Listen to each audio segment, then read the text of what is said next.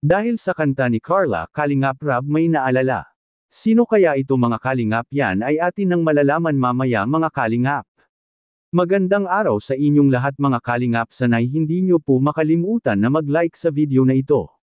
At paunawa tapusin muna ang kabuuan ng video na ito mga Kalingap at para malaman ang nilalaman nito. At maraming salamat po sa pagpatuloy na pagsuporta mga Kalingap, lalo na kay Kuya Val Santos Matubang at Kalingap Rab. Muling nagpakilig na naman ang Jam Carl mga Kalingap sa kanilang episode kagabi. At nakikita na kay Carla mga Kalingap ang kanyang pagkanatural at nag-improve na si Carla sa harap ng kamera. Dahil sa hindi na ito nahihiya at nakakasabay na ito sa mga K-boys at lalo na kay Kuya Jomar mga Kalingap. Ang nagustuhan ng karamihang viewers kay Carla mga Kalingap ay ang pagiging probinsyana nito. Dahil makikita natin sa kanya na mahirap talagang makuha kaagad ni Kuya Jomar ang mga pagtitiwala ni Carla mga Kalingap. Dahil sa nasabi niya kagabi ni Kuya Jomar ng harap-harapan mga Kalingap na akala ni Carla ay ang mga ginagawa ni Kuya Jomar kay Carla ngayon ay isang biro lang. Kaya ngayon nalilinawan na ang lahat nating taga-subaybay na ang panliligaw ngayon ni Kuya Jomar kay Carla mga Kalingap ay seryoso talaga siya na itutuloy ito. At kahit paanya gaano pa ito katagal na makuha ni Kuya Jomar ang pagmamahal ni Carla ay handaan niya siyang maghintay mga Kalingap. At bagay na hinahangaan naman ng karamihan dahil sa talagang totohanan na ang ginagawa ni Kuya Jomar mga Kalingap dahil gusto na niya na hindi lang hanggang serye lang ang pagitan nila Carla at Kuya Jomar kundi pati na rin sa real life nito.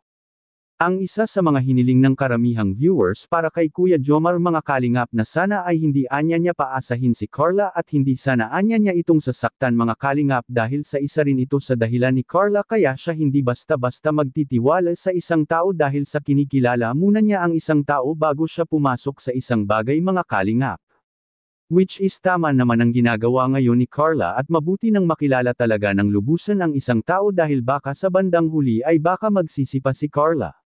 Bagay na hindi naman sana mangyayari dahil sa kapag nangyari yun ay marami talaga ang madismaya sa bagong sikat na tambalan ngayon na walang iba ang Kuya Jomar at Carla mga Kalingap.